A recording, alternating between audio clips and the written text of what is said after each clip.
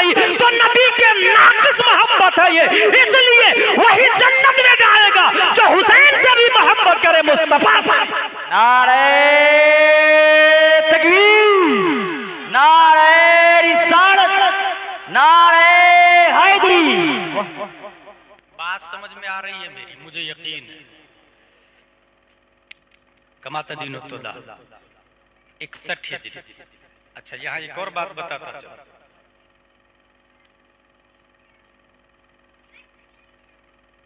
आपके यहाँ अगर किसी का इंतकाल हो जाता है, क्या गांव का नाम बताया? कबीराज टोला, शादीपुर, ये आसान है। इमाम साहब फला का इंतकाल हो चुका है, नमाज जनाजा असर के बाद ऐलान हो जाता है, फला का इंतकाल हो चुका है, इन्ना लिल्लाहि व इन्ना इलैहि राजिऊन, नमाज जनाजा फला का इतने बजे अदा की जाएगी। कल हो के उसके मोबाइल पे रिंगिंग होती है, फोन आता है, फला सर का इंतकाल हो चुका। कब? कल। 4 दिन के बाद किसी और कोई और मिलने आया, फला साहब का इंतकाल हो चुका। कब? 4 दिन पहले। Means he is dead. यही सिस्टम है हमारे बंगाल का, इंडिया का, बल्कि दुनिया का मोस्टली कॉन्सेप्ट यही है कि रूह निकल गई means he is dead. But today I will prove that is totally wrong, wrong, wrong.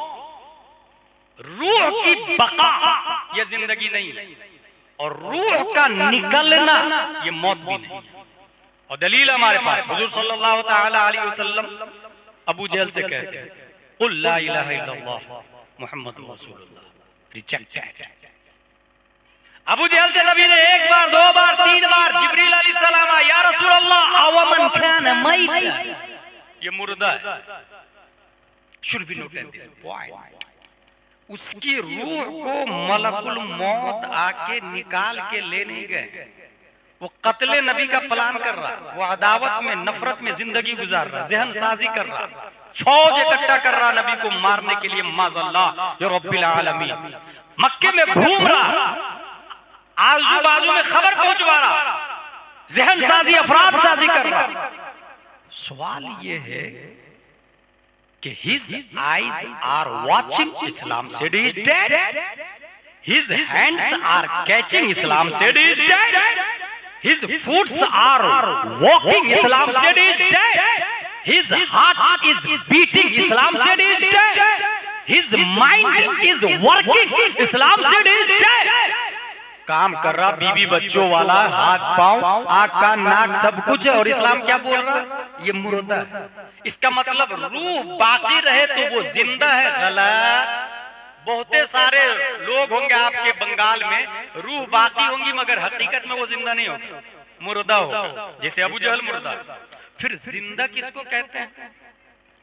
1 हिजरी, 2, 3, 4, 5, 6, 7, 8, 9, 10, 20, 30, 40, 50, 60, 61 हिजरी जब करबला की हिस्ट्री का मुताला करते हैं, मुस्लिम बिन अकील को इब्ने जियाद कत्ल करवा दिया। इस्लाम बोलता है जिंदा है। हजरत कैस की रूह निकल गई, इस्लाम बोलता है जिंदा है। हजरत अली असगर के हल्क को तीर पार कर चुका, इस्लाम बोलता है जिंदा है। हजरत अली अकबर जा चुके, इस्लाम बोलता है जिंदा है।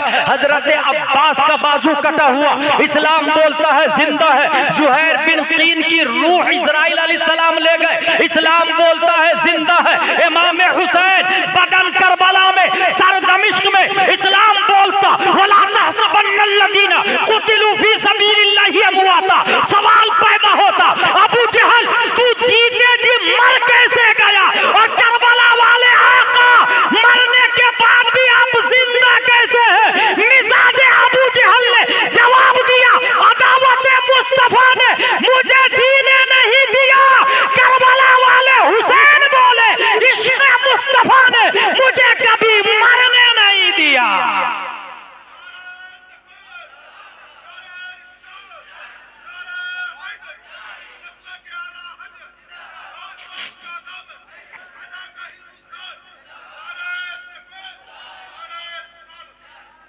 इसका मतलब यहाँ भी मुर्दे लोग होंगे, बंगाल में भी मुर्दे लोग होंगे, शादीपुर में भी मुर्दा लोग होंगे। पहचानेंगे कैसे? पहचानने का एक फार्मूला है, बुखारी शरीफ की हदीस है और वो भी यजीद से रिलेटेड। ला यकीदु अहलुल मदीना अहदुन इल्ला मा कमा यनमाउल मिल्हु फिल मा, ये आया बुखारी शरीफ में। जिसने अहले मदीना के साथ बगावत की वो ऐसे पिघलेगा जैसे पानी में नमक। गौर से लफ्ज को देखिए, ऐसे पिघलेगा जैसे पानी में नमक। ये बोतल है मेरे पास, लाइव बोतल। एक और बोतल, अगर इसमें वो वाली, अगर इसमें एक में मैं नमक डाल, ठीक है, और उसको मिला और पीठ पीछे ले जाके एक्सचेंज कर, और फिर आपसे कहूं बताइए किसमें नमक है, पहचान पाएगा कोई? अब पहचानने के लिए कुव्वते बसारत काम नहीं करेगी। अब पहचानने के लिए क्या करना होगा? टेस्ट, कुव्वते जायका काम करेगी। हदीस शरीफ के अंदर आया, जिसने अहले मदीना के साथ बगावत की वैसे पिघलेगा जैसे पानी में नमक। और तारीख में ये लिखा है, सबसे पहले अहले मदीना के साथ जिसने गद्दारी की है वो 12,000 यजीद की फौज है जो कत्ले हुसैन के बाद मदीना गई थी। पता ये चला इसने अहले मदीना के साथ गद्दारी की, सहाबी जात की इस्मत दरी की, सहाबा का खून किया, 10,000 से ज्यादा लोगों को शहीद किया, मस्जिद नबवी में अजान और नमाज पे पाबंदी लगा दी, हरम में घोड़े बांधे घोड़े और घोड़ों ने लीद किया माज़ल्लाह रब्बिल आलमीन। तो अहले मदीना के साथ गद्दारी यजीद ने की और नबी ने क्या फरमाया, जिसने अहले मदीना के साथ बगावत की वैसे पिघलेगा जैसे पानी में नमक। नमक का वजूद है, नमक खत्म नहीं हुआ है, शक्ल बदल गई है, झंडा नहीं है, पहचान नहीं है, सिस्टम नहीं है, लिबास नहीं है, उस नमक का कोई कलर नहीं है, टोपी नहीं है, उसका कोई सिंबल नहीं है। पता ये चला यजीदी है मालदा में भी, कलियाचक में भी, बंगाल में भी, भारत और दुनिया में यजीदी है, मगर कोई टोपी नहीं है यजीद की, कोई कुर्ता पजामा नहीं है, कोई कलर नहीं है, कोई लिबास नहीं है, कोई सिलसिला नसब भी नहीं है और न ही सिलसिला बैत है। कोई ये नहीं बोलता मेरा बाप यजीद है, कोई ये नहीं बोलता मेरा सिलसिला नसब यजीद तक पहुंचता, कोई ये नहीं बोलता ये यजीदी कुर्ता पजामा है। क्यों नहीं बोलता? जबकि चुपके से यजीद को अमीरुल मोमिनीन भी कहता है, मगर खुल करके मैदान में कोई नहीं आता। पता क्या चला कि यजीदी है। अब देखने से नहीं समझ में आएगा, चखने से समझ में आएगा। चखने से मुहर्रम की पहली तारीख निकली, एक तरफ सबील है, लंगर है, नियाज है, खिचड़ा है, जिक्र हुसैन है, मैदान करबला की हिस्ट्री है, जलसा है, शहादत करबला है, तारीख करबला है, लंगर हुसैन है। जिसने कहा जायज है वो हुसैनी है और जिसने कहा हराम वही वक्त का यजीद है। नारे तकबीर, नारे रिसालत, जिक्र शुहदाए करबला, जिक्र शुहदाए करबला, हजरत अल्लामा मुफ्ती गुलाम जिलानी अजहरी साहब किबला जिंदाबाद। अच्छा, जिस वक्त इमाम हुसैन का सर लेके गवर्नर हाउस में रखा इब्ने जियाद ने, ये गवर्नर हाउस कूफा का ठीक 6 साल के बाद इब्ने जियाद का सर वहीं पे रखा हुआ था। और ये सर किसने कलम किया था? मुख्तार बिन उबैद सकफी ने।